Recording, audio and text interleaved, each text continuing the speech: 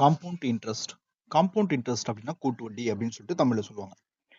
இப்போ வட்டியை வந்து நாம ஒருத்தருக்கு கொடுக்க போறோம் அப்படின்னு சொல்லி எடுத்துக்கலாம். அதாவது கடன் வாங்கியிருந்தா நம்ம திருப்பி ரீபே பண்ணுவோம் இல்லையா, வட்டியோட சேர்த்து தானே பண்ணுவோம். அப்படி வட்டியோட சேர்த்து பண்ணும் பொழுது சிம்பிள் இன்ட்ரெஸ்டா இருந்தா எத்தனை வருஷம் வந்தாலும் ஒவ்வொரு வருஷத்துக்கும் வட்டி மாறாது. ஆனா காம்பவுண்ட் இன்ட்ரெஸ்ட்ல ஒவ்வொரு வருஷமும் அசல் கூட வட்டி சேர்க்கப்படும். ஸோ இதுதான் வந்து பாத்தீங்கன்னா காம்பவுண்ட் இன்ட்ரெஸ்ட். ரொம்ப ஈஸியானது தான் இதுவும். இதுல தொகை கண்டுபிடிக்கிறதுக்கு, அதாவது அமௌண்ட் கண்டுபிடிக்கிறதுக்கு ஃபார்முலாஸ் இருக்கு. அந்த ஃபார்முலாஸ் இதுக்கப்புறம் பார்க்கலாம். பேசிக்கா ஃபார்முலாஸ் பார்க்கலாம். அப்புறம் எப்படி சால்வ் பண்றது, எத்தனை மெத்தட்ல சால்வ் பண்ணலாம், இதெல்லாம் பார்க்கலாம். ஏன்னா வந்து அமௌண்ட்டுங்க, அமௌண்ட் வந்து பார்த்தா P into 1 plus R by 100 whole power of n. So P அப்படின்னு சொல்லி எடுத்துக்கினா பிரின்சிபல், தமிழ்ல அசல் அப்படின்னு சொல்லி சொல்லுவாங்க. ஆர் அப்படின்னா ரேட் ஆஃப் இன்ட்ரெஸ்ட், வட்டி வீதம் அப்படின்னு சொல்லுவாங்க, வட்டி வீதம். n அப்படின்னு நம்ம எடுத்துக்கிட்டோம்னா n is equal to number of years, ரைட்டுங்களா, தமிழ்ல ஆண்டுகள், ரைட்டுங்களா. ஸோ இதுதான் வந்து பார்த்தீங்கன்னா, இது ஏ சொல்ல மறந்துட்டுனா, ஏ வந்து பார்த்தீங்கன்னா தொகை, ரைட்டுங்களா. ஸோ இதை கண்டுபிடிக்கதான் வந்து பார்த்தீங்கன்னா நாம இந்த ஃபார்முலா வந்து பயன்படுத்துவோம். இதுக்கப்புறம் காலாண்டுக்கு ஒரு முறை, அரையாண்டுக்கு ஒரு முறை அப்படின்னு சொல்லிட்டு அவன் கொஸ்டின்ல கேட்பான். அதுக்கு தொகை கண்டுபிடிக்கான ஃபார்முலா வந்து பார்க்கலாம். ஒருவேளை அரையாண்டுக்கு ஒரு முறை அப்படின்னு சொல்லி கேட்டேன்னா, நம்ம வருஷத்துக்கு ஒரு முறை கண்டுபிடிக்கிற அதே ஃபார்முலால நம்ம சப்ஸ்டியூட் பண்ணி எடுத்துக்கலாம்.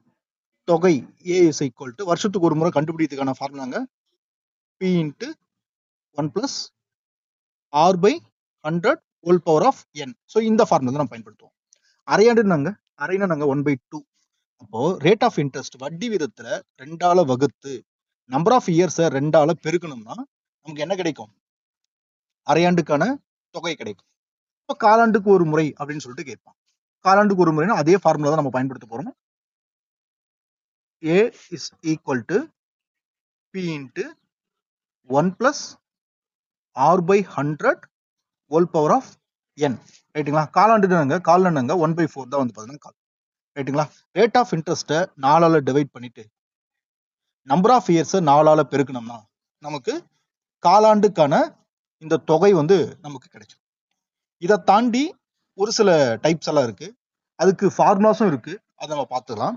ஒருவேளை ஒவ்வொரு வருஷமும் வட்டி மாறுச்சுன்னா அதுக்கு தொகை கண்டுபிடிக்கிறதுக்கான ஃபார்முலா வந்து பார்க்க போறோம், ரைட்டுங்களா.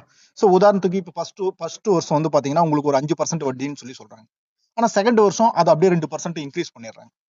தேர்ட் வருஷம் இன்னொரு 3% இன்க்ரீஸ் பண்றாங்க. ஸோ இது மாதிரி வருஷம் வருஷம் வட்டி மாறிக்கிட்டே இருந்துச்சுன்னா அப்போ தொகை கண்டுபிடிக்கிறதுக்கான formula A is equal to P into 1 plus first வருஷத்துக்கான வட்டியை வந்து நான் R1 எடுத்துக்கிறேன் டிவைட் பை 100ங்க இது. அதுக்கப்புறம் செகண்ட் வருஷம் வட்டி சேர்க்கணும் இல்லையா, அதுவும் 1 பிளஸ் இந்த வட்டியை நான் R2ன்னு எடுத்துக்கிறேன் டிவைட் பை 100, ரைட்டுங்களா. ஸோ இதே மாதிரி அது போய்கிட்டே இருக்குங்க.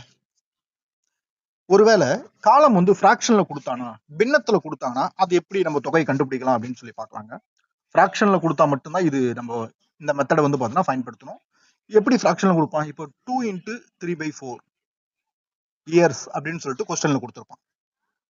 இதை தான் வந்து பாத்தீங்கன்னா இதை பயன்படுத்தி, அதாவது இந்த ஃபிராக்ஷனை பயன்படுத்தி நம்ம ஃபார்முலா வந்து கண்டுபிடிக்கணும், ரைட்டுங்களா. ஃபார்முலா சப்ஸ்டியூட் பண்ண போறோம்.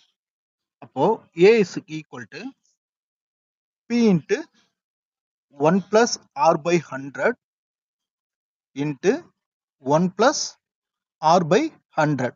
ஸோ இந்த ஃபார்முலா நம்ம பண்றோம்.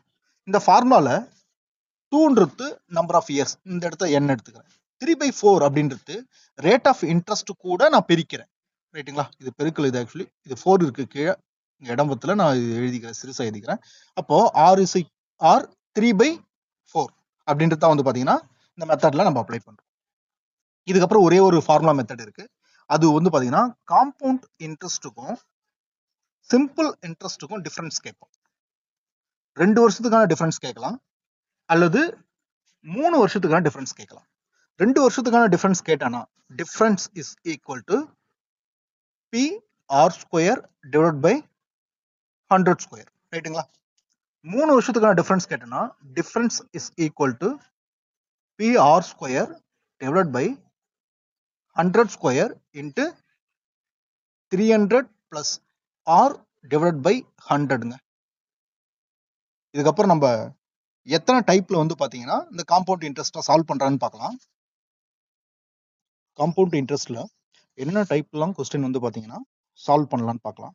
ஃபர்ஸ்ட் ஃபார்முலா மெத்தட் அப்படின்னு நம்ம சொல்லலாம். ரைட்டுங்களா? Formula method. ஃபார்முலா மெத்தடை வந்து பாத்தீங்கன்னா நம்ம ஃபார்முலா வச்சு சால்வ் பண்றதுக்கு தான் ஃபார்முலா. அது டைரக்டா ஃபார்முலா பண்ணுவோம். ஃபார்முலால கிவன் டேட்டாவை நம்ம இன்புட்டா எடுத்துக்கிட்டு நம்ம அப்படியே சால்வ் பண்ணுவோம். அதன் மூலமா நமக்கு ஆன்சர் கிடைக்கும். இதுக்கு பேரு ஃபார்முலா மெத்தட் அப்படின்னு சொல்லுவாங்க. ரெண்டாவது டைப் வந்து பாத்தீங்கன்னா பாஸ்கல் ட்ரையாங்கிள் மெத்தட், அதாவது பாஸ்கல் முக்கோணம் அப்படின்னு சொல்லுவாங்க. இந்த பாஸ்கல் முக்கோணம் வந்து எந்த மாதிரியான டைப்ஸுக்கு பொருந்தும் அப்படின்னு சொல்லி பாத்தீங்கன்னா, குறிப்பா இந்த பாஸ்கல் டைப் வந்து பாத்தீங்கன்னா காம்பவுண்ட் இன்ட்ரெஸ்ட்டுக்கும் சிம்பிள் இன்ட்ரெஸ்ட்டுக்கும் டிஃபரன்சஸ் வந்து கொஸ்டின்ல கேட்டிருந்தானா இந்த பாஸ்கல் மெத்தட்ன்றது ஈஸியான மெத்தடா இருக்கும். தேர்ட் வந்து பாத்தீங்கன்னா தமிழ்ல சதவீத முறை அப்படின்னு சொல்லுவாங்க. சக்சசிவ் பர்சன்டேஜ், இதுக்கு இன்னொரு பேர் வந்து பாத்தீங்கன்னா எஃபெக்டிவ் ரேட் மெத்தட் அப்படின்னு சொல்லுவாங்க. இந்த சக்சசிவ் பர்சன்டேஜ் மெத்தட் வந்து பாத்தீங்கன்னா எதுக்கு பொருந்தும் அப்படின்னு சொல்லி பாத்தீங்கன்னா, ஒருவேளை அசல் வந்து பாத்தீங்கன்னா பிரின்சிபல் இல்லையா, அசல் வந்து பெரிய அமௌண்ட்டா கொடுத்திருந்து ரேட் ஆஃப் இன்ட்ரெஸ்ட் வந்து பாத்தீங்கன்னா சிறிய அமௌண்ட்டா கொடுத்திருந்தாங்கன்னா, ரைட்டுங்களா? ஸோ 2 ஆண்டுகள் அல்லது 3 ஆண்டுகளுக்கு தான் இது பொருந்தும். ஸோ அதுக்கு வந்து இந்த மெத்தடை வந்து பயன்படுத்தலாம். நாலாவதா வந்து பாத்தீங்கன்னா ட்ரீ மெத்தட். ட்ரீ மெத்தட் வந்து பாத்தீங்கன்னா எல்லாத்துக்கும் பயன்படுத்தலாம். நீங்க சிம்பிள் இன்ட்ரெஸ்ட் கண்டுபிடிக்க பயன்படுத்தலாம், காம்பவுண்ட் இன்ட்ரெஸ்ட் கண்டுபிடிக்க பயன்படுத்தலாம், சிம்பிள் காம்பவுண்ட் இன்ட்ரெஸ்ட் டிஃபரன்ஸ் கண்டுபிடிக்கிறதுக்கு பயன்படுத்தலாம். குறிப்பா இந்த மெத்தடை எதுக்கு பயன்படுத்துவாங்க அப்படின்னு சொன்னா, நம்ம ரேட் ஆஃப் இன்ட்ரெஸ்ட் இருக்கு இல்லையா, வட்டி வீதம், அந்த வட்டி வீதம் ஃபிராக்ஷன்ல கொடுத்தாதான் இந்த மெத்தடை அதிகமா பயன்படுத்துவாங்க. ரைட்டுங்களா? ஸோ இந்த மெத்தட்லாம் நம்ம வந்து சால்வ் பண்ண போறோம். மொத்தம் எத்தனை டைப் ஆஃப் கொஸ்டின்ஸ் வந்து இந்த காம்பவுண்ட் இன்ட்ரெஸ்ட்ல இருக்குன்னா, ஒரு 14 டைப் ஆஃப் கொஸ்டின்ஸ் இருக்கு. ரைட்டுங்களா? ஸோ ரயில்வேக்கு பொறுத்த வரைக்கும் ஒரு 3 டைப்ஸ் மட்டும் தான் கேட்பாங்க அதிகபட்சமா. அதுவும் வந்து பாத்தீங்கன்னா ஈஸியான டைப்ல இருந்து மாடரேட்டா கேட்பாங்க. எஸ்எஸ்சி பேங்கிங் வந்து பாத்தீங்கன்னா பெரும்பாலும் ஈஸி மாடரேட்ல இருந்து அவங்க கேட்கறது கிடையாது. ரொம்ப ஹார்ட்னஸ் அதிகமா இருக்கிற சம்ஸ் தான் வந்து கேட்பாங்க. ரைட்டுங்களா? ஹெவி ப்ராக்டிஸ், நம்ம நல்லா ப்ராக்டிஸ் பண்றது மூலமா வந்து பாத்தீங்கன்னா அந்த ஹார்ட்னஸ் அதிகமா இருக்கிற சம்ஸ் கூட ஈஸியா நம்மளால சால்வ் பண்ண முடியும். மொத்தம் இந்த 14 மெத்தட்ல இருந்து நாம வந்து வீடியோஸ் வந்து இனிமேல் அப்லோட் பண்ணுவோம். Indus classes.